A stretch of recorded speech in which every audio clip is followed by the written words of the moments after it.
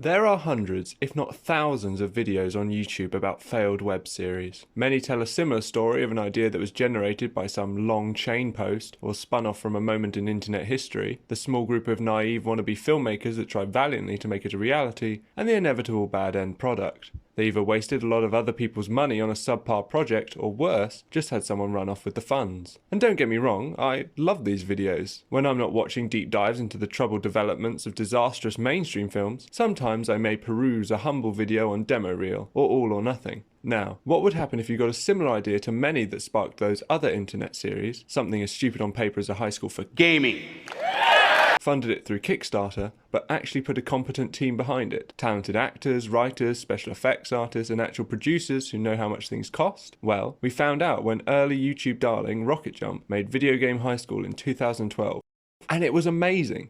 Now, I've watched a fair few Rocket Jump videos, but I'm not a big enough fan of their back catalogue to be able to give you an entire comprehensive history of their work. I was always a bit more of a Tom Scar guy, who they did a really great collaboration with back in the day. But nevertheless, most people who've been on this website for a couple of years know at least one of their videos. If nothing else, the Floor is Lava video, which went super viral a couple of years back. With it being an independently produced, effects-heavy, high production value video under 5 minutes on YouTube, I'm sure it made them upwards of like £3.65. But it was clear that the crew were hungry for their own show to flex their filmmaking muscles on, outside of the sketches. And they did get one. But before that, they made this. Just trying to do my job. Sure. Fart noises? The first episode of VGHS debuted on May 11th, 2012, and the series ran for 3 seasons up until November 17th, 2014, which means I was 12-ish years old when I first watched it.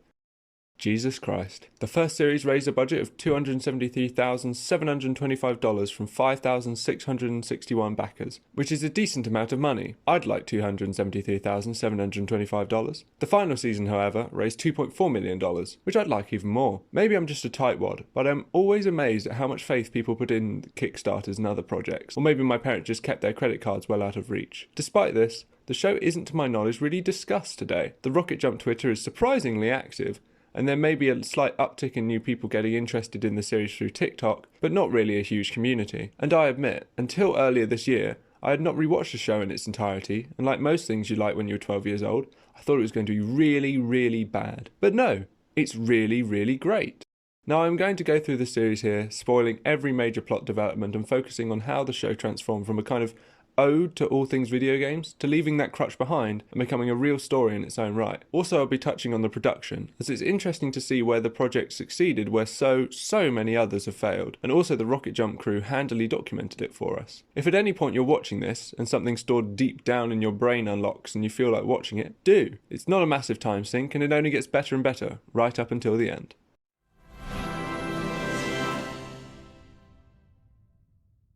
The first series is basically a feature-length movie, split into 9 10 to 20 minute parts. Although they release them all separately over time, I think the best way to watch this first series is in succession over the course of an evening, if you get the chance. We are immediately introduced to our protagonist, Brian D., played by Josh Baylock. He kinda looks like your bog standard young adult protagonist, but that's also kind of the point.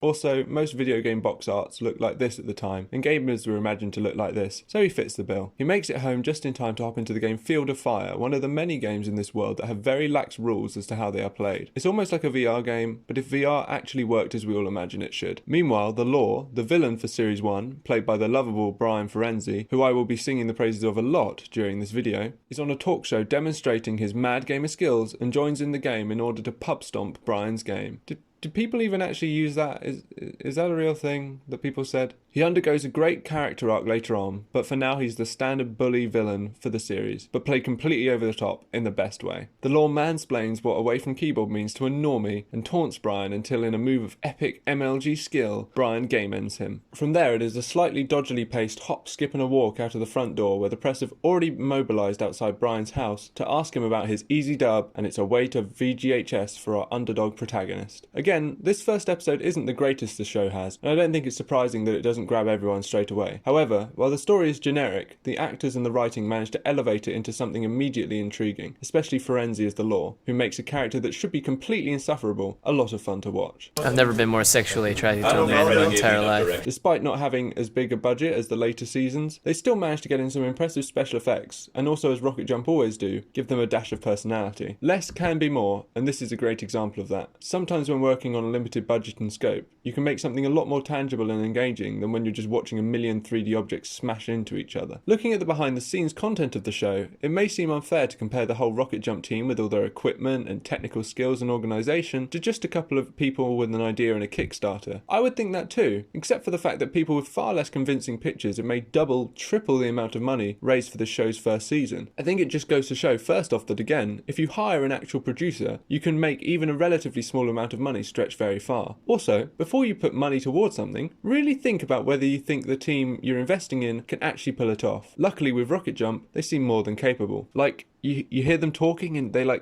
actually know how cameras work. What slow motion does is it slows down the action. So if you're actually slowing down your action to get the slow down action shot, you end up with super slow action. It's the little things. Freddie and the crew would even go on to set up the Rocket Jump Film School channel, which has some really useful tutorials, and some less than well researched videos. The show has a nice kind of campy tone which doesn't take itself too seriously. It does it a world of good as it helps the audience accept the premise of a high school for gaming without trying to be more than it is. He uses early 2010s gaming speak quite a lot, as in this world playing games is apparently everything, instead of the losers who play them being despised social outcasts in the real world, as they should be. But for the time, it shows remarkable restraint, and never leans on the internet humour too heavily for a plotline. It's not like the day is saved by Hide the Pain Harold, or the main villain turns out to be Jack Thompson or something. The only real issue with this episode is that it is very short, and I think makes the audience meet it more than halfway in order to get them engaged in the series. But from here it's very quickly into the thick of it. So let's continue.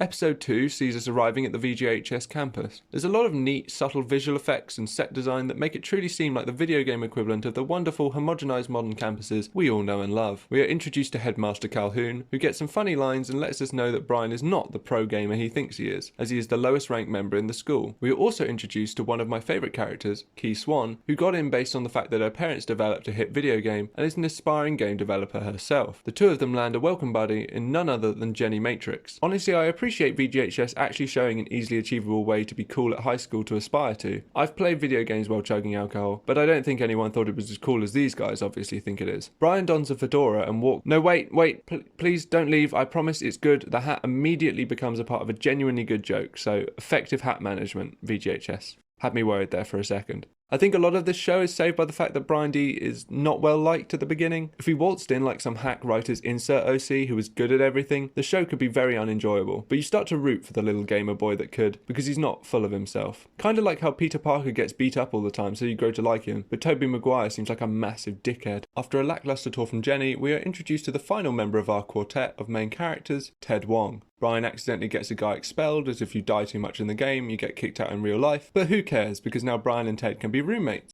However, Brian runs into the law and we get a nice hammy villain scene that ends in the destruction of Brian's beloved keyboard. This is a cruel introduction to the cold, hostile world of VGHS dominated by the law, a place where only the most gaming can hack it.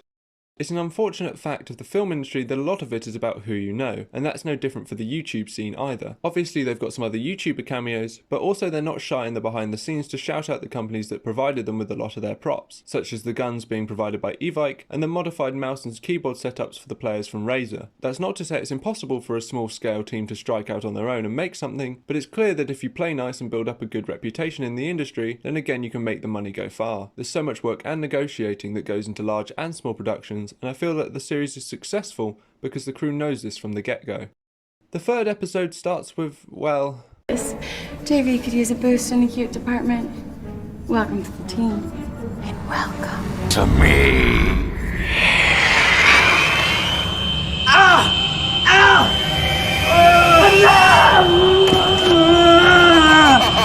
Is anyone else hearing this? Nope. But to be fair, if you're going to put a note meme in, then that's how you do it. In a weird hallucinatory dream sequence where the point of the joke isn't, haha, it's the thing, you know, the internet thing. Brian is worried about how much the law is going to wail on his ass, so he confides in his new friends. With this show, you may come for the special effects, but you stay for the interplay and drama between the main characters, and now they're all together, it really starts to begin. All of them gain more emotional depth as the series continues, but even now having 3 lovable dumbasses sharing a brain cell is a lot of fun to watch. Calhoun tells us it's all about the game, with neither Brian nor the audience really understanding what he's going on about, before Pitch Perfect over here introduces us to some next level plays. Brian does a good game, and scores an invite to Jenny Matrix party. Also, the humour in this show is genuinely just really good. I gotta keep my head down. You're right, we could throw you a party. What? In your honor. I didn't say that. Called Brian Palooza. No! Hi, Brian. I have a question about Brian Palooza. Did you take this while I was sleeping? I have a very aggressive street team. I was just wondering what time Rock O'Clock is. You know, 1/2 red, But when is 1/2 quarter to score. While occurring a bit after the Xbox Live heyday, most gaming humour at the time, and especially most YouTuber movie humour, consisted of misogyny, racism, and misogyny-racism, so to have actual setups, punchlines and recurring jokes is just really refreshing. Episode 4 starts off our 2 romantic subplots kind of in media res, which is an interesting decision. Like, not many rom-coms start on the first date, but here we are. Who needs a meet cute when Key and Ted just decide they're dating, I guess? But they are very sweet, and I think I love Ted and Key more than I love myself. At her party, we find out the initially frosty Jenny has a softer side with the revelation of a DMX machine, a Dance Dance Revolution knockoff, in her garage. As with a lot of things on the internet, call it plagiarism or call it homage, but the writers aren't shy about talking about their story inspirations. Obviously, the overall story structure is similar to many others, but with the party they specifically talk about a similar scene in Never Back Down. This is just my own thoughts on the matter, but unless it's a complete rip-off, and I know the lines are blurry and will differ from person to person, I'd even encourage nabbing bits and pieces from other places when writing a story. Some scenarios are just fun to use over and over, and I know this is common in sitcoms when there's only so many scenarios characters can be put in, and genre tropes, but I've never seen it get analysed more than these ideas recur in a lot of similar things, rather than trying to establish when it's effective to reuse an idea and when it isn't. I say go wild as long as you have enough new stuff to make it your own. We also learn a bit more about Ted's backstory, as he failed miserably at Axe Legends, Guitar Hero, unlike his father, Freddie Wong, calling back to the Rocket Jump founders' days as a Guitar Hero champ. More on this later. It appears that everyone who's anyone is at this party, so we are introduced to the Drift King, who challenges Ted to a race in Car Game at Car Game to reclaim Key's project that she's been developing. The recurring action hook of the show, which becomes a bit formulaic but never boring, is that action scenes between different characters will occur at the same time in sync. We get the first of many split competitions, while Ted races and Brian has a dance-off with the law for Jenny's affections. The car racing especially is fantastically shot for a web series, and the music pulls it all together. Brian wins over the law in principle with his Big D energy, and gets put on the JV team. No amount of Big D energy can save him from getting cockblocked by the law, however, who is actually revealed to be Jenny Matrix's boyfriend. Dun dun dun! Episode 5 introduces us to the one and only Freddie Wong in the flesh. Again, I'm not even a devoted Rocket Jumpee, but this guy seems like a nice dude and brings a lot of fun to the role of Ted's deadbeat dick of a dad. Ted is torn, alright, that's enough alliteration, between trying to become a pro gaming guitarist like his dad and the thing he's actually proven to be good at, racing games. Meanwhile, the countdown to the Varsity vs JV match, and by proxy Brian vs Law, begins. Brian ends up hidden in a locker during an important pre-game conversation, and we get this great moment. What I'd really love, more than anything, is to kill Brian D. That big baby Brian's bound to burn, bro. Nice one, alliterator. He's going down in flames, in front of everyone. And when the smoke clears, there will be no doubt that he was anything but a worthless, no-talent fluke. With cheese. And this seems to rattle Brian straight to the core, as he gets absolutely mugged off by the law. Or, I don't know, is it humiliated for you non-Brits? He gets beaten, and is at risk of being relegated from the school, with the law only sparing him being expelled as he wants him under his thumb for a little longer. The way they play fast and loose with the rules of the game is much to its favour. I think despite what it seems, hardcore gaming people, and by that I mean people who spent way too much time gatekeeping gaming communities back in the day, were not the target audience for this, as they would have probably been frustrated by how the show plays with the concept of what a video game even is. The show isn't concerned necessarily with having cohesive rules or lore, just with having an easily understandable structure set up in order to tell a good story, with lots of opportunities for dramatic action. Episode 6 could have easily been an epilogue to Episode 5 or a prologue to Episode 7 if the episodes were the longer format they become in the second and third series. It's still entertaining and has some great little gags and character moments, but as an episode in itself, it doesn't do a huge amount of new stuff. I'm sure attention spans haven't dropped that badly, but when it's as easy as clicking on another YouTube video or closing the tab, especially in the first season when your concept is unproven, you can't really afford to have any episodes that aren't immediately necessary. That being said, Brian and Jenny grow closer after taking on mini-boss Games Dean, or secondary antagonist if you want to be professional, and Brian gives up on his path towards self-destruction and remains at VGHS. In episode 7, Brian self-destructs. Metaphorically, that is. But before all that, like many of the episodes, 7 starts just by having some fun little interactions between the main cast. Honestly, these are just the highlights of the show. I can't adequately describe how much of a joy they all are to watch, and not getting to see any more of them doing their antics is what makes it a shame that the series had to end eventually. They should all do an in-character podcast or something. Both Ted and Brian face up to their problems only for it to backfire. Brian gets moved from the bone zone to not even the friend zone by Jenny, and Freddy manipulates Ted into remaining a rhythm gamer to spite Key, who he sees as having the potential to move Ted from out of his shadow. Dads, huh? What can you do? Word to the wise, Kiwi. You've been this lady for, what, a week? I've been this father twice a month on weekends for his entire life. Ted stays where he belongs, you hear me? In my shadow! Things go from bad to worse as the law gives another stellar evil I own the school performance, and things quickly turn nasty, leading to Brian getting expelled. Key signs Ted up for racing against his wishes, taking his place on the rhythm gaming squad by switching passes, and the two fall out. It's safe to say, all in all, this is our end of Act 2 emotional low point, baby, and things can only go up. And up they do go. Season 1, Episode 8 has stuck with me for a while, even after first watching it, as I'm a sucker for a nice sweet romantic reconciliation. While away for literally only a day, Brian sets up his own arcade. Jenny comes to reconcile and says that he can get back in on a technicality, and that's all he needs to get motivated again. Well, that and the fact that Jenny broke up with the law, that probably helps. Meanwhile, Key and Ted bury the hatchet too, and the group of star-crossed lovers reunite to some peppy Japanese pop song that actually kinda slaps, because this is 2012. And then it's back to school.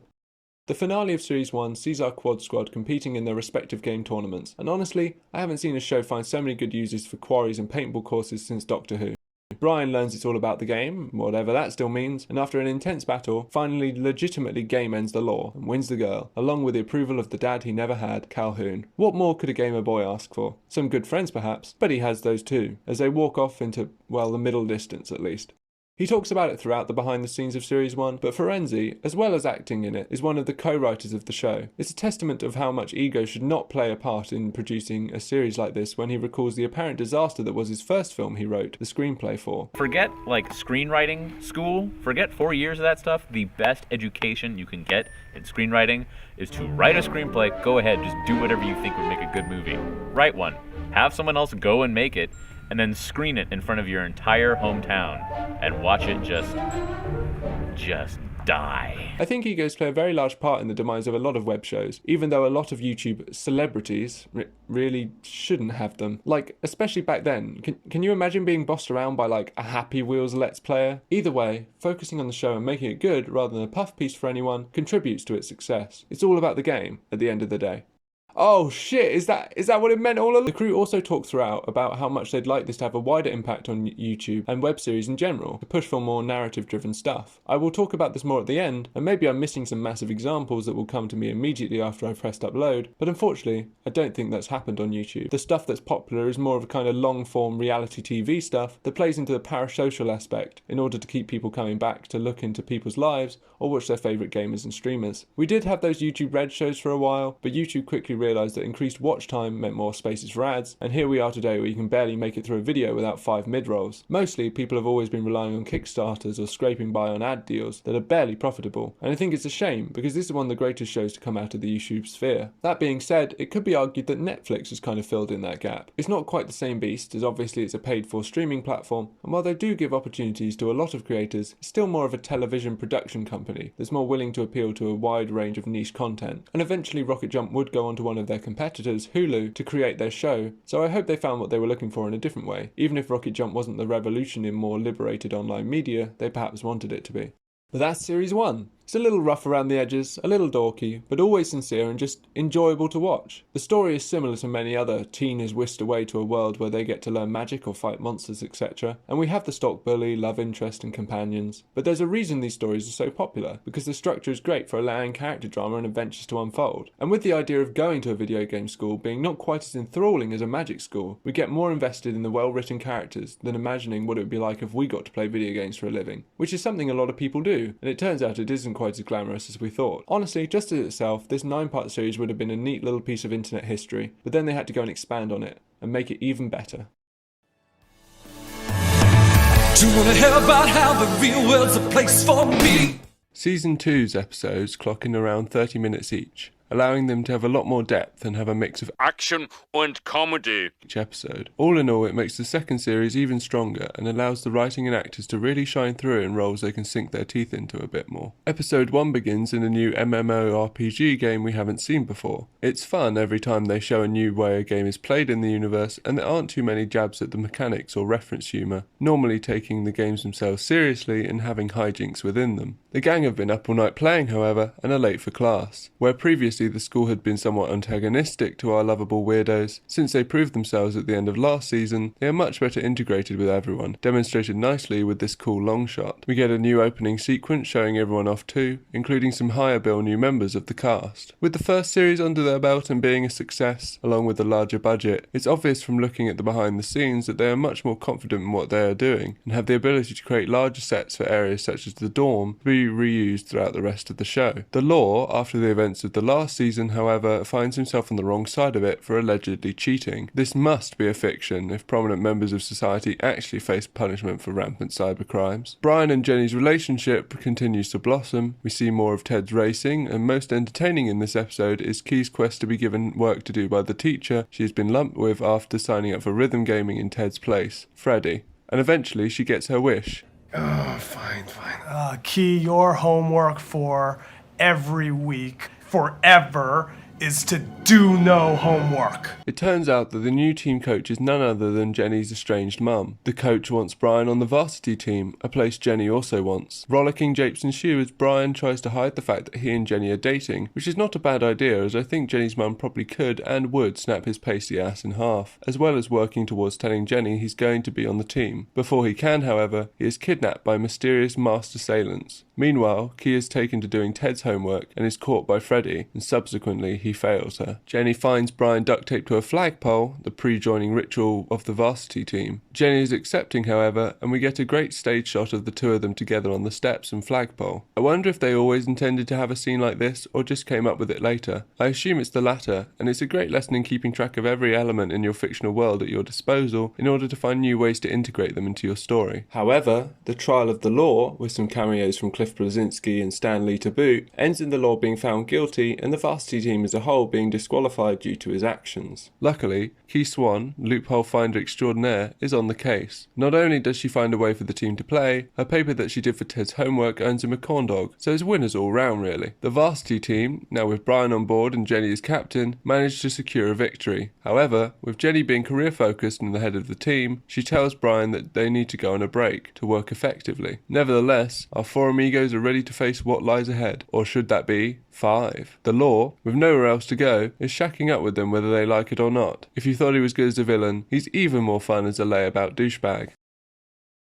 And he lives up to that as soon as episode 2 begins, slobbing out and making a mess all over their shared dorm. I've never been more sexually attracted to a man in my entire life. We spend a lot of time in this series from his perspective, as a new member of the main crew, and it's always hilarious. Even the crew found it difficult not to burst out laughing on set. In episode 2 we are introduced to Shane, a character who will play a larger role later on, as Key shadows classes trying to find out which is for her as she drops out of rhythm gaming. Meanwhile, Brian has to work at the school to pay for his tuition after his scholarship was revoked due to the Law fiasco, and Ted goes on a secret soda-based mission for the Drifters. Key finds her calling as an RA and butts heads with the Law's antisocial antics. Despite once again having the possibility to be the most annoying character around, Ferenzi somehow manages to make it work opposite Key's no-nonsense attitude. He's so good. Sincerely, the Law! I just did that! I've never been more sexually attracted to him. It turns out that while trying to get some sodas for the drift crew, Ted accidentally challenged their rival the Duchess and her lackeys, and now with the help of Brian must beat them in a Mario Kart knockoff match. They are successful, but return to see that the Law and Keys feud has, well... Law! What did you do to my room? Our room, Ted! What did I do to our room? This isn't your room! Get out! Oh, don't you like how it smells now? That's my pizza! The two of them make this one of my favourite episodes. Again, I almost like the more sitcom style episodes the best, where they just have an issue of the episode and work to overcome it. It's an underappreciated art to be able to write effective situational comedy. Episode 3 has the word K-pop in it. K-pop. And it's also Meet the Parents Day, and surprisingly enough, the episode is centred around parents. Key's dad wants her to leave VGHS and she must convince him otherwise. Jenny is struggling to write a heartfelt speech for her mother and employs Brian's help. Meanwhile, the Law is going even crazier than usual as he plays a video game that Key developed about the gang's adventures in the first season. Very meta. Ted isn't helping Key's case for staying at the school, and she is almost at the door when she challenges her father to a game of Pokemon, the world's equivalent of Assassin's Creed. I'm kidding, it's Pokemon. But it works well for the story and it's a nice little visual, inching ever closer to the day where I can go outside and catch Pokemon for real. It's all I've ever wanted. My hopes and dreams in life aside, Key is successful in convincing her father to let her stay, and Jenny pulls off her speech without a hitch. It's great that they have episodes dedicated to different characters' plights equally spread out throughout the series that have nice little character resolutions. Episode 4 is once again more enjoyable side stories. This time, Brian is unable to focus on defusing a bomb because of his relationship with Jenny. Ted enters Purgatorio, a somewhat cursed arcade racing machine, and Key is struggling with keeping order on her floor as the RA, as she has to hide Brian's cat, which has been delivered unexpectedly to the dorm, complete with based Wendell. No! Oh my God, the rules. Wendell, The rules are all lies. They're just a lie. Nothing is real. Authority is fiction! Even these episodes that aren't heavily gaming focused have ambitious shots and sequences, like the awesome silly string shot. There's so many complex shots that they had one take to do, and it just goes to show how much organisation has to go into the production for it all to work and get the finished product. Also, the Law is doing whatever the Law does. I'm not Law. While this pair of episodes may seem inconsequential to the greater ongoing story, they're slowly setting up ideas and characters that will soon contribute to the end of the series. Plus, they're just incredibly fun to watch. I think it would be difficult to stretch the show as it is into a longer series, but I can imagine with some more characters, plot lines and other game genres, outside mainly FPS and racing, this series could double in length and stay entertaining. As it stands though, its brevity and pace keep it always exciting. Episode 5 sees an in-universe show that has previously been relegated to the background. The Pwn Zone takes centre stage as its robotic co-host, Shotbot, is removed from the show. The show's other host, Scott, allows him to escape before he is deactivated and he rocket boosts away. Like all the best shows, VGHS cares about all its characters, no matter how small, and it rules. Soon, dressed as a female teen, Shotbot comes across Law, who is of course absolutely smitten with them. Now, does this make any sense? No. Is it the greatest love story since Romeo and Juliet? Yes. The two help each other out as the Law tries to get his revenge on Shane for his part in framing him in the cheating trial. Meanwhile, like Gravity Falls did with Summerween, this show doesn't insert holiday theme episode out of season with Leetmas, mixing all the holidays together into one big event. Don't think about it too hard. Brian runs around all day trying to manage all his friends' wishes and his work responsibilities, eventually crashing and taking his frustration out on his friends. However, luckily they all come together at the end and make amends. But more importantly, back with the Law and Shotbot, again like Romeo and Juliet, all great love stories must end in tragedy. Bot meets boy! What are you doing? Bot falls for boy! You idiot! The water will kill you! Bot hurts boy! What are you doing? Stop! And now, I'm sorry, Law, but boy loses bot. Don't do it!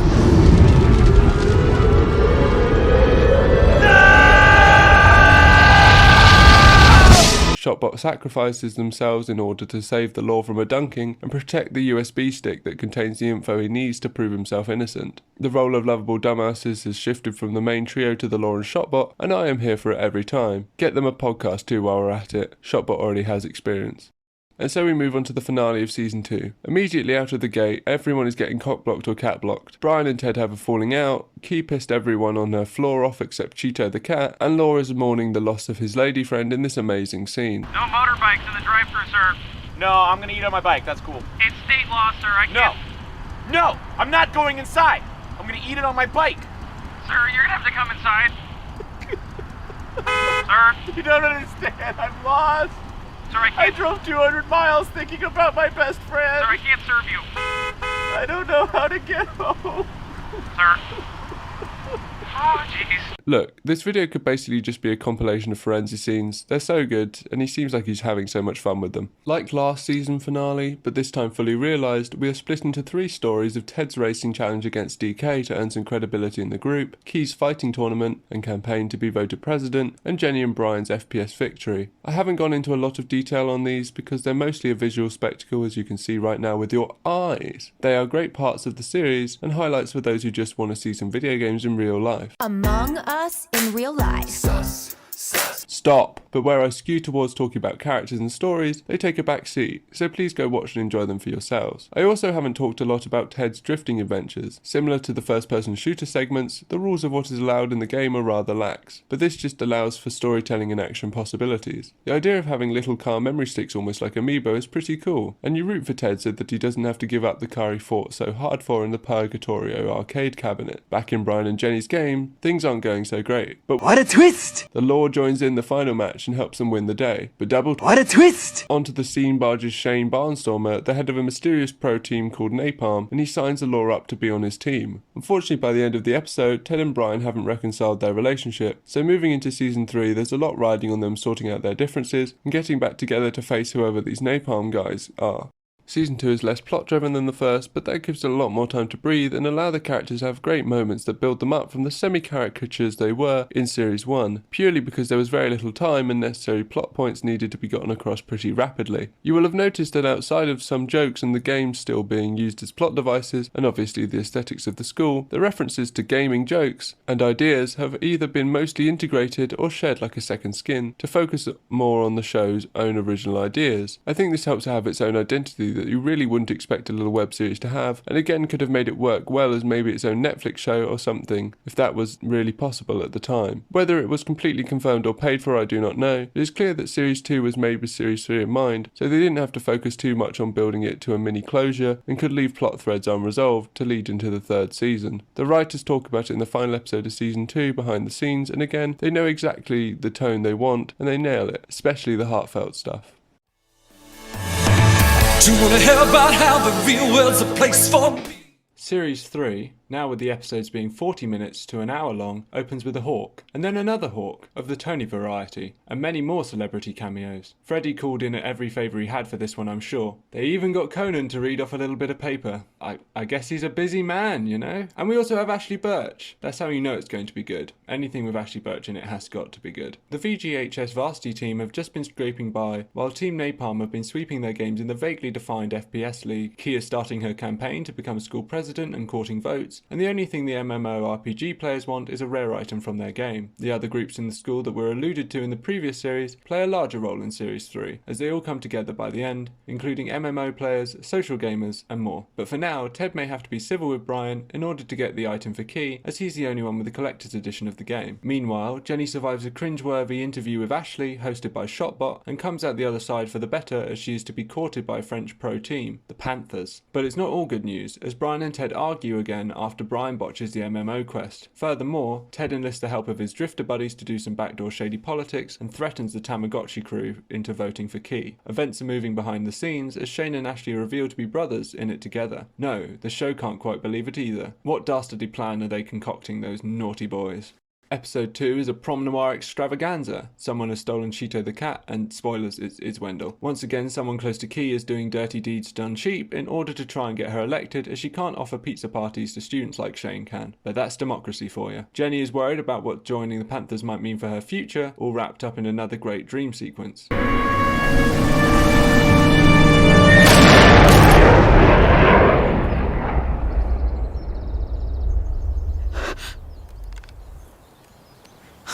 I love you. She is too ill to attend the prom with Brian, who goes stag and hangs out with the rest of the team. They try to make the best of the night, and it turns out pretty wild, yet ultimately disastrous. And they're not the only ones. Ted, along with the Drifters, is on a mission to steal an arcade cabinet from a rough-looking bunch of guys. They get away, barely. Needless to say, no one comes out of this self-destruction unscathed.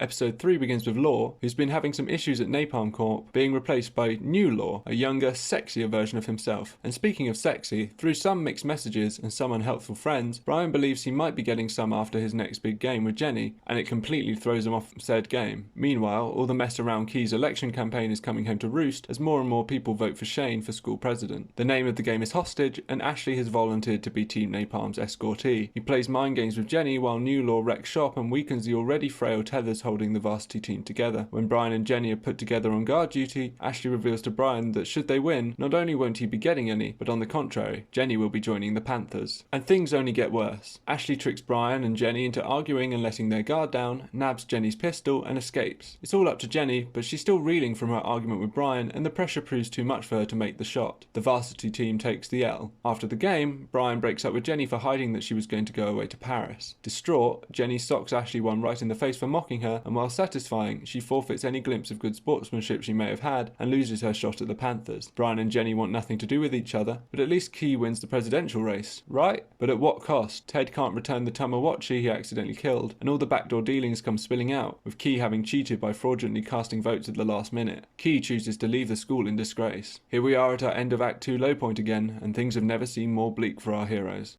I haven't talked a lot about the behind the scenes for the first half of this series, as it is clear that with this being the third go around, everyone has really settled in. Despite this, they keep pushing themselves with new ideas right up until the end. So again, I think it's good that it lasts as long as it does and no longer, so they don't have to start repeating ideas or keep characters in plot purgatory for too long. Episode 4 is just great. It's great for the story, but it's great on its own, and joint with Season 2, Episode 2, is my favourite. If it wasn't clear already, I don't think there is a single bad episode in this series, which I feel is quite an achievement, but the heart in this one comes out of almost nowhere and just makes it something special. But first we have Key back at home and her sitcom robot. The whole crew has got to sort out their differences with a round of couples counsel. Amusing, petulant arguments exacerbated by Audie the sitcom Roomba ensue until Jenny gets a call from her mum. Ted's father has died, and Key's father informs Ted. The rest of the episode acts as a resolution for Ted and Freddie's tumultuous, unhealthy relationship, and is actually really touching. Brad and Jenny begin to make amends, while in an actually very mature scene, Key tries to reconcile physically with Ted to make him feel better, but he is not ready for it at that moment. It's nice to watch this one mostly for yourself, especially the final scenes.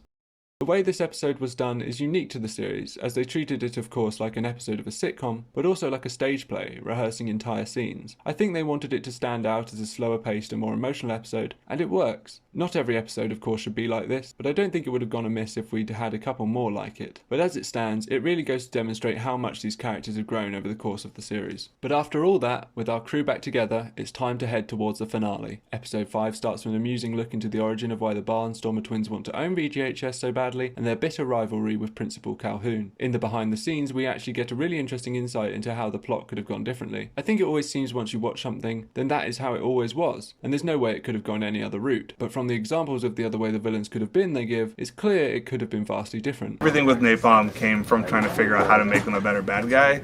So originally it was like a secret lair, and like Law was like in a hamster wheel. And it was like they were super like Russian. One like of the plot lines was like draining energy juice from people. Kids. Yeah. And Sweat was like it was pretty absurd. Weird, yeah. And then we were just trying to think like, how do we make the bad guys? We had all those crazy scenarios, like maybe they're more like teenagers, and there's like school pranks that all felt kind of lame and just didn't fit in the story. We tried doing like they killed Cheeto by accident, but everybody would just be angry at us and not Napalm. But I think what they went with was the best choice. This episode sets up everything necessary for the final showdown between VGHS and Napalm, as well as serving to bring our team back together. Key is still in a funk and has dealt with it by becoming hot topicified. No matter how hard Wendell tries, he can't get her out of her emo phase. Ted gets involved in drama between the Drifters and the Duchess again, and Jenny tries to reconcile with her mum. Having Key go through her emo phase at this point in the series might seem a bit small fry, but it has a nice resolution and serves to challenge her idealistic view on the world, as well as bringing her enthusiasm back after her cheating scandal with the election. Ted soon seeks to finally assert himself as worthy of not being pushed around by the rest of the Drifters, and earns himself the title of Drift King. Once again, we actually get a mature scene with Calhoun and Brian, where they talk about the nature of high school romance. He really is the dad he never had. They all finally manage to complete their mini arcs and put all that away, but there's one thing they've forgotten. 1984 Big Brother over here is going to cancel them all and take over the school. Dun dun dun! Again. And here we are, the final episode, and it does it sublimely. We get a nice sad montage of the Napalm Corp asserting their control over the school. No matter how many times they do the old gravelly voiced guy singing mournfully, it works for me every time. Our band of resistance fighters are down on their luck, Ted even working for the Napalm brand, but Key is not ready to give up. She plays to the brothers' sense of competition in order to arrange one last match for everyone to play together. So they've got to call in favours across the whole school to assemble a team, and with a bit of persistence and the support of Calhoun, they manage. With the nature of the VR-esque first-person shooter being loose, and I guess more like Battlefield, I don't know, I haven't played the series since like Battlefield 3, everyone can play to their strengths and incorporate their skills from their games into this one. But it feels like there's someone missing. Oh, that's right. Hey, Law! Wait in the car, Brian! I rode my bike. Wait in the car! Law, he's back, baby. The team have one more party together before it's game day. Throughout the fight, everyone gets a moment to shine. Key uses her fighting skills, Ted drifts like a pro, Jenny finally nails her shot, and Brian gets to plant the bomb. We win. Good job, Brian. We also get moments from Calhoun and the social gamers which are fun, but of course all I care about is the two Laws duking it out in competition to see who gets control of the brain cell before it ends in mutually assured destruction.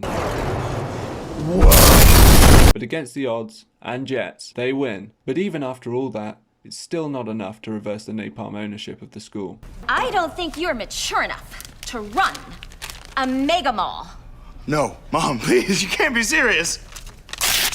Thank you, Deus Ex Machina. And there you have it. Jenny gets accepted into the Panthers, the Laws gain respect for each other, Calhoun gets VGHS back, and our trio are gaming together, happily ever after.